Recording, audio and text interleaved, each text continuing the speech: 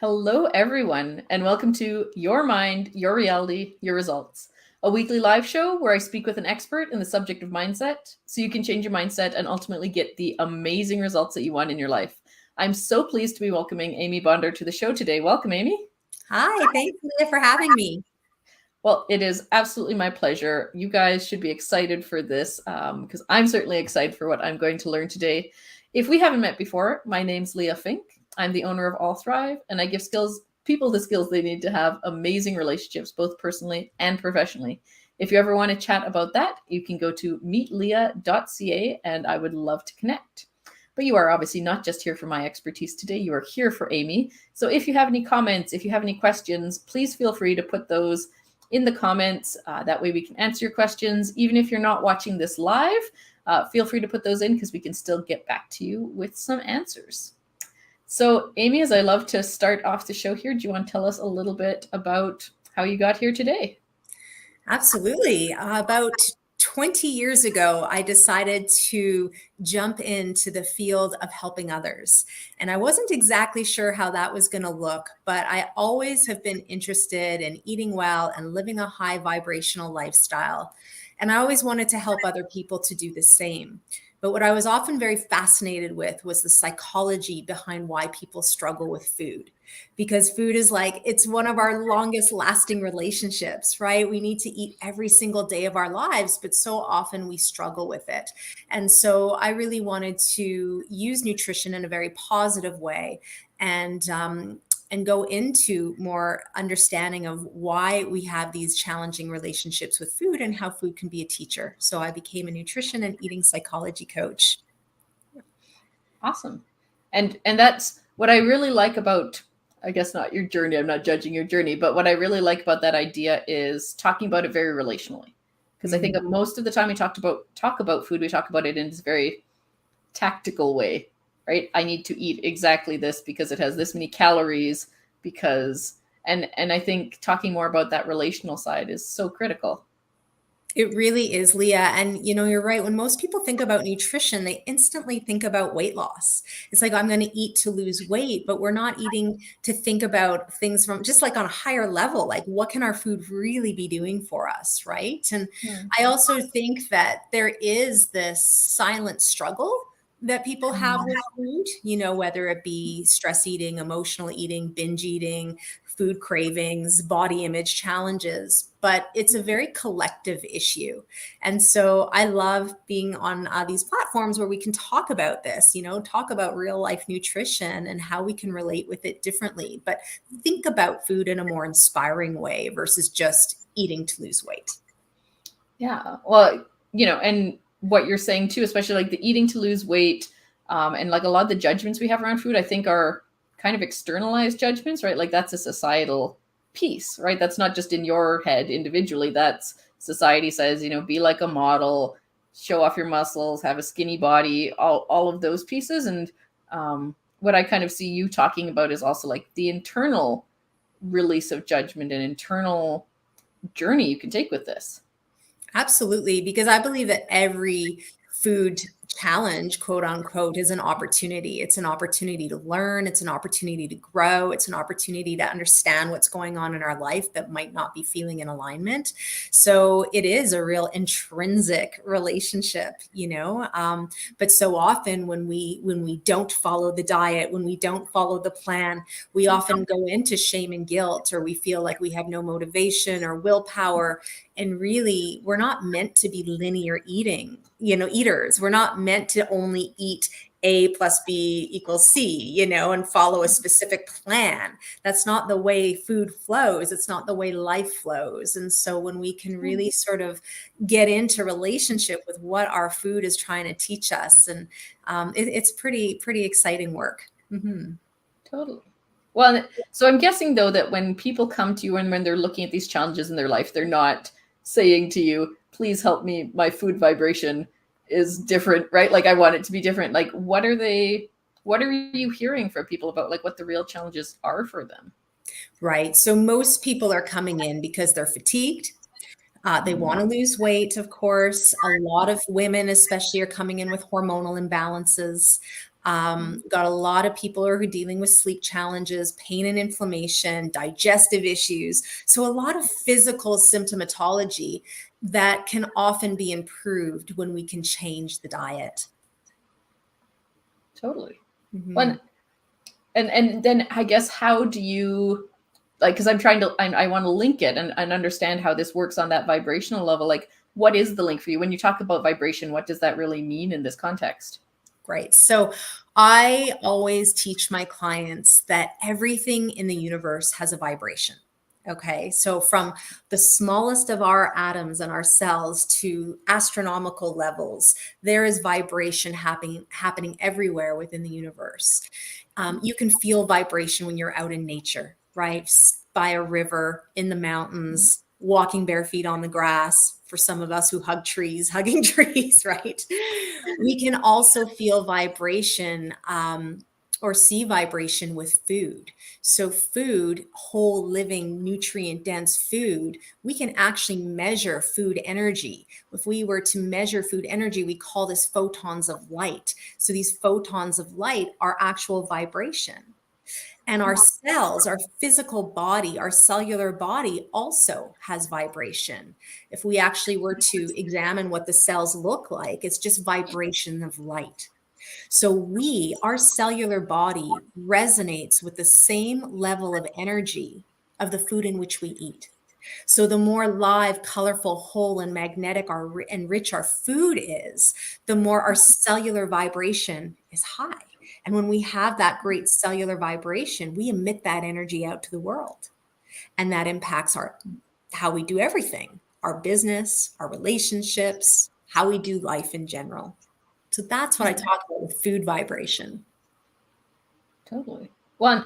And how does that work? Because, looking at this not just as an individual issue, but a systems issue. And if I think about a lot of the food that's out there, especially if you don't have a lot of money, a lot of food is very processed, has a lot of additives that I would assume maybe don't have great vibration. How does that kind of work into what you're saying here? Well, exactly. A lot of processed, packaged, refined, manufactured foods, if we were to measure the energy, there is no vibration. So, for example, take a look at like a box of cereal, right? The grain is not the whole grain. It's refined, it's processed, it sits in a box on a shelf in a plastic bag. You take it home, sits in your pantry for longer than that, for months, years maybe. You open it up and it's just brown, or is like beige in color. There's no energy, there's no essence in that food. And so when we eat that, the cellular body resonates with that. We have very low vibration when we're eating that kind of food versus when we're eating the nutrient dense, high quality food with color, with energy, etc. That's when we get that cellular vibration. So it's really important to think about the quality of your food, because the quality of your food will dictate the quality of your energy. Totally.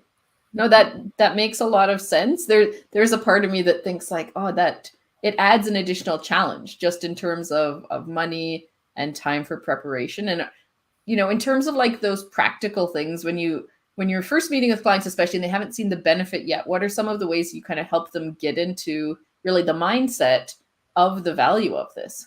Yeah, great question. You just said the word value. So we all have a unique set of values. We all have top priorities in our life that are very meaningful and important to us. Some of those values might be your family. For some, it could be business as a high value, making money is a high value. For others, it's health. So everybody has this unique set of top priorities. And what I always really like to do in my first session with my clients is get very clear on what they value, because then we can link the nutrition into what is most important and meaningful to them.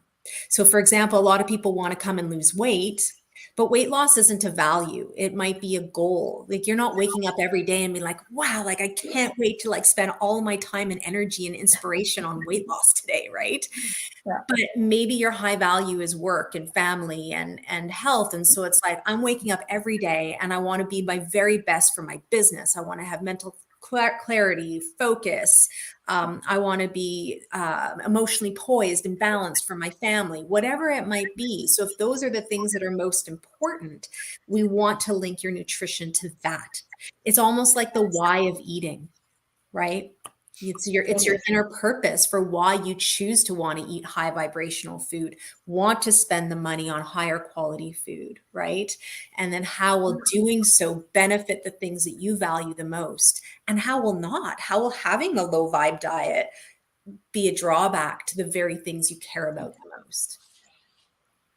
No, that makes a lot of sense. And I do a lot of work helping people identify their core values or their business values, and it sounds like it's on a very similar trend. And I'm wondering, so obviously I think everyone should work with you and have a conversation and understand how this applies to them specifically. But if people aren't able to or wanting to start this journey on their own, what are some of the starter steps they can take to start realizing some of these pieces, start with that awareness in their life? Mhm. I think the first thing is that we have to begin to listen to our body, because your body is always going to give you feedback to let you know if what you've eaten is working for you or working against you, right? And so that's number one. You have to listen to your body's cues.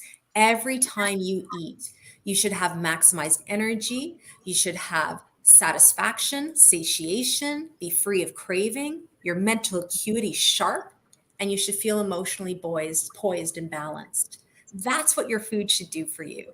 And so if you're eating and you're craving and your energy is dropping, you're hungry soon after you're eating, you're really fatigued, all of that, those are signs that what you just ate's not working in your favor. So that's number one. And then number two, it's really beginning to change your food focus. What are those high vibrational foods that give me a lot of energy, right? So really focusing on your breakfast, your lunch, your dinner with protein, good essential fats like nuts and avocados and hemp seeds and ground flaxseed, olives, avocados, olive oil, like all these really good fats that feed and fuel the brain and satiate us and give us long lasting energy. And if we can combine the protein fats with some vegetable or fruit fiber, we're going to have really good results from doing that. So that's just where you can begin. And number three, the simplest thing is just start changing your ratio of the high vibe foods versus the low vibe foods, right? The processed, packaged, refined, switch those up, level those up to real whole quality food. Gotcha. Yeah. Well, so two questions from that. I guess the first one is to your first point there, when we're thinking about the impact food has had on us and we're reflecting on it in the moment.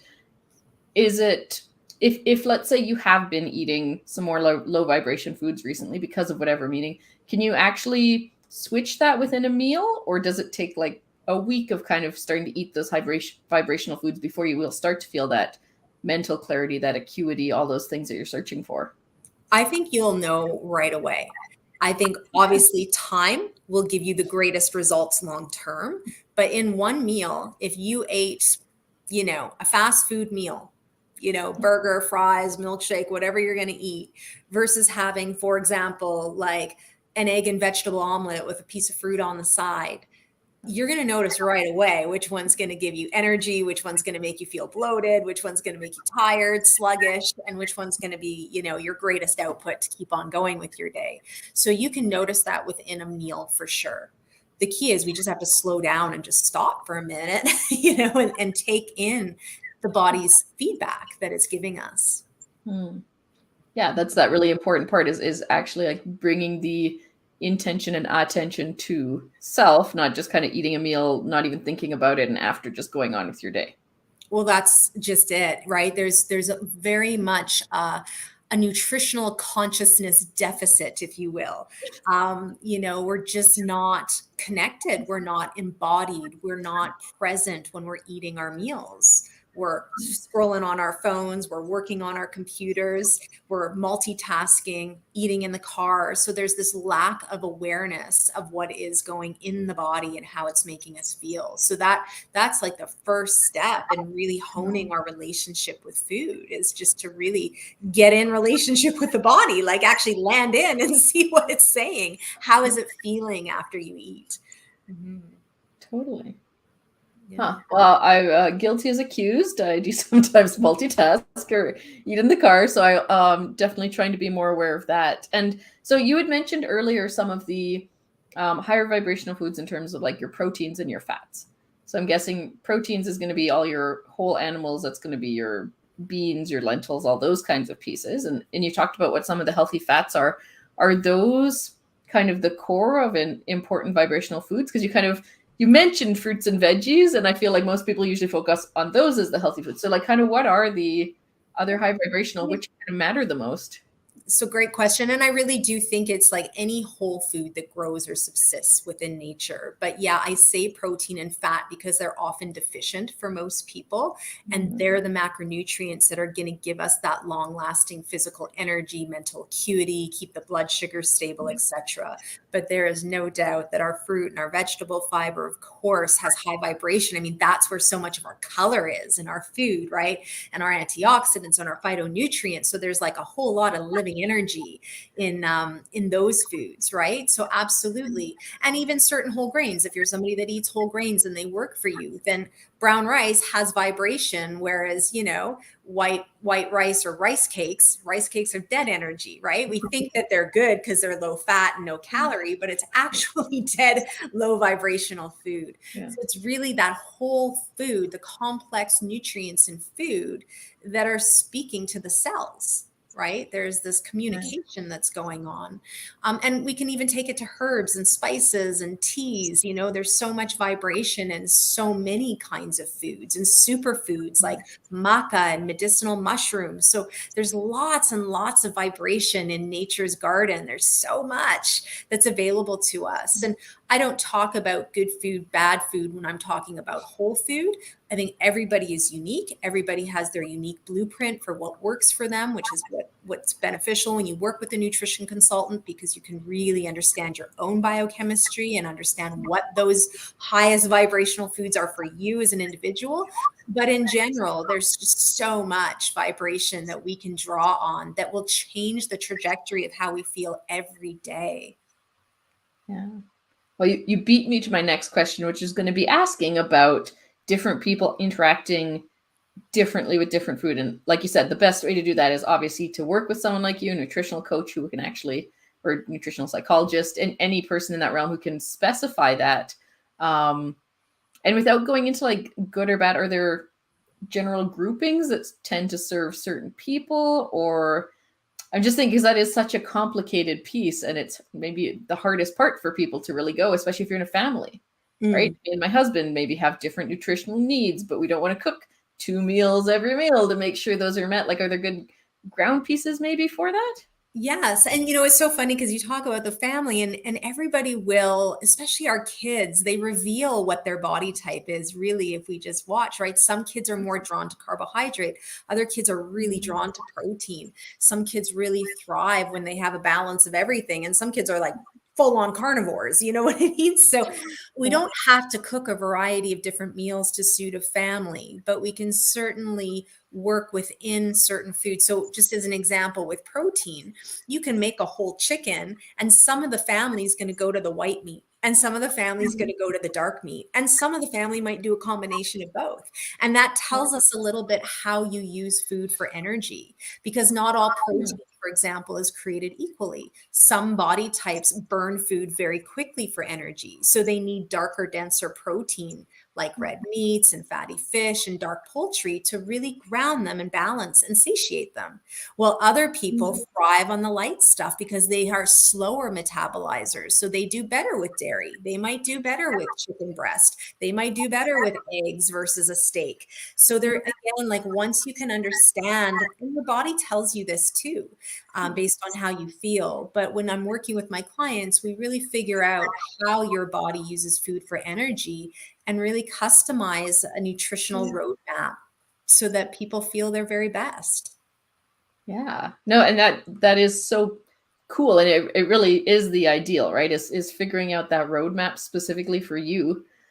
I'm wondering, as we're talking about like this idea of whole foods, and I think of my own cooking, and what kind of traditionally has been known as healthy or unhealthy, are there any pieces in the cooking process that can take a good whole food that you're trying to create and turn it into a lower vibration? I mean, I'm assuming microwaving, but are there other, like cooking with too much salt or cooking with too much fat? Are there things like that that influence it?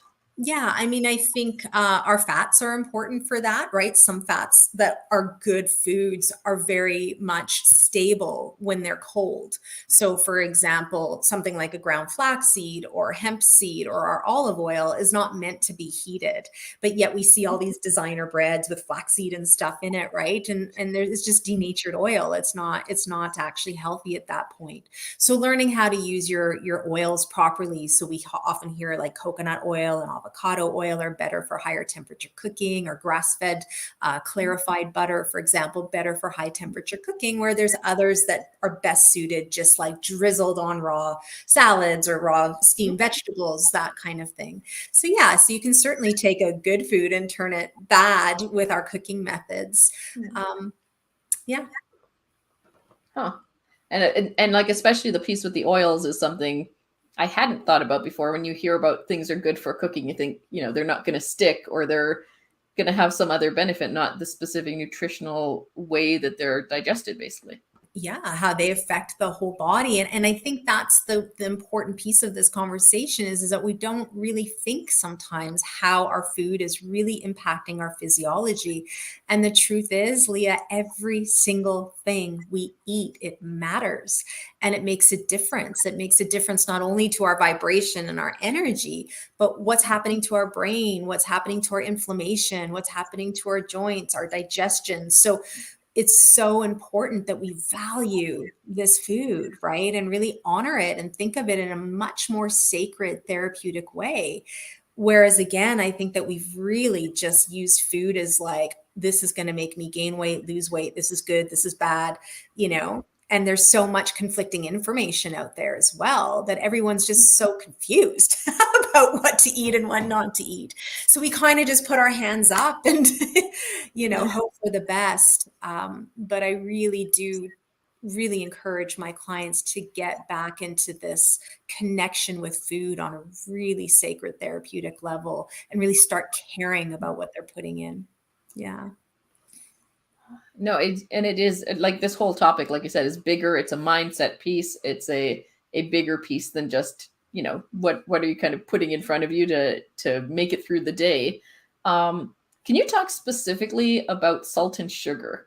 Because those are two that I'm very curious about, because, people talk about too much salt, and especially in processed foods, and sugar, obviously processed sugar is everywhere. Are there ways to, because there are also things that we crave, right? Like you said, ideally you're leaving a meal without cravings, but I know I've sometimes eaten healthy and still want my chocolate. So how does that kind of work in this? So basically, unfortunately, a lot of our processed packaged refined fast foods, etc., are full of sweet and sour tastes, and those are very addictive tastes. When the tongue receives them, when the brain feels them, it's like, it's excitatory, you want more.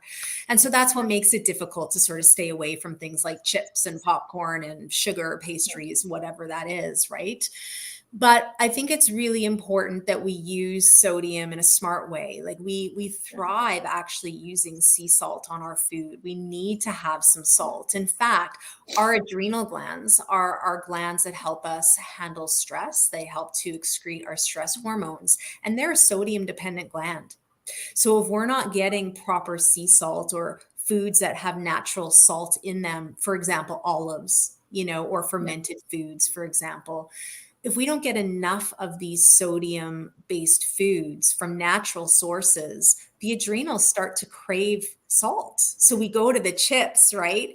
Because we're actually physically having a craving for them. Now, there's emotional reasons why we crave the chips, but the physical ones are often because we might not be getting enough sodium in the diet through sea salting our food, but also because we're not supporting our adrenals through the day. And then sugar is, it's a whole other can of worms, right? It's very, very addictive. Sugar really stimulates the pleasure center of the brain. So when we don't receive pleasure in our day, when we're not doing what we love, when we're not filling up our days with our highest values, our top priorities, we typically will crave sugar because it gives us the pleasure and joy. But one of the reasons why we crave sugar physically is because we're missing those essential fats in the diet. So as you said, you can eat a healthy meal, but if it's devoid of fat, then what happens is that you're looking for that sweet, because the tongue needs to experience fat Fat is recognized as sweet on the tongue. So what that means is if you have a salad, fatten it up. Put your olive oil, put your almonds, put whatever, have hemp seeds in your salad. You know, if you're having steamed vegetables with dinner, don't leave them naked. Drizzle some olive oil, put a little bit of butter on them, right? That little insertion of fat with each of your main meals, sometimes even with a snack like a handful of nuts, that will really help to prevent and satiate a lot of that sugar desire that we have on a physical level. Wow. These are things I've never thought of before. And right now I'm thinking like everyone needs to take a moment and listen to this, because we get so many messages about this food is good, this food is bad. Like restrict your salt, restrict your sugar, and fat especially is one of the ones that people say, no fat, no cholesterol. Yeah. And I'm really hearing here how to kind of, it is important to listen to your body, and how much more critical it is basically to recognize how these things are serving you and not.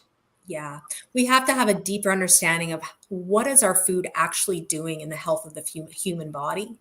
Yeah. And I also think it's very important to decipher between what our food cravings are about. Are they physical in nature? Because maybe our macronutrients or some of our micronutrients are out of balance, right? So we'll crave certain foods physically, but there's also emotional reasons why we crave food. Yeah. And those are the cravings that are important, because those are our teachers. Those are giving us the opportunity to let us know that we've often been challenged in our day, or we're doing things we don't like, or we're not living in alignment with our highest values, right? Mm-hmm. And then we have the soulful cravings. And those are the ones where we just love it. Like, I love dark chocolate. It's a soulful pleasure. So I have a couple squares of dark chocolate a day. No guilt, no shame. I thoroughly enjoy them. And that's a soulful pleasure. So we have to figure out, as we go through our relationship with food and our lifelong journey with food, is what are the body's cues trying to tell us? Is this physical in nature? Is the sugar craving more an emotional response today? Or is it more soulful, right? That's really important. Yeah. Well, and you've touched on why the show is about mindset, is because it is a, you know, what mental space are you in, not just what are you physically doing, right? That action piece sits behind something. It sits behind a reason. And when you can understand that, you have so much more power and control and ability to change things. So absolutely. I love this. Is there anything else that you wanted to add that I haven't asked you about today? You know, I think just going back to the theme of vibrating success, I think what's really important to remember is that how we show up in life, in business, it really, really matters, you know? And so often we hear about eating for success, or dressing for success, right? But we have to eat for success, right? And so everything, as I said, it matters. Everything you put in your body, it matters. And so how you show up really can be a deal maker or a deal breaker in relationships or in business, right? And so when you think about your food in that way, when you really realize it can change the vibration of your energy and what you're putting out to the world every day, you really start to care, and you start to choose it with more awareness, more consciousness, and more love, right? Like, it's like, well, now it's exciting to eat because I want to eat to maximize my fullest potential and to be a high vibrational being. It's like, where do you want to play in the game of life? Do you want to be low vibe, or do you want to be high vibe? And I choose to want to be high vibe, and I'm sure you do too, and so does your audience, Leah. So yeah. Oh, well, this is fantastic. I'm 1,000,000% with you. I love this discussion. And from what I understand too, you have a free gift for the audience today. Yes, so it's optimum meal suggestions to raise your vibration. So basically, you get meal suggestions for breakfast, lunch, dinner, mid-afternoon snack, all again with the purpose of giving you the feeling of energy, satisfaction, satiation, prevention of cravings, and just to again ensure that you're playing on a high vibrational field every day. Well, that's fantastic. That's perfect for anyone who's listening to this going, yeah, but how do I actually do this? So I really appreciate that. That's in the description, the link to go there. Amy's contact information is also there. So please do connect with her. You can check out her website. You can email her. And I just want to say thank you so much. This has been an absolute pleasure. I feel like I've learned so much from you. Oh, thanks for the opportunity. I'm so grateful. Thanks, Leah. Excellent. And thank you all for watching. We will see you next week. And remember, every thought counts.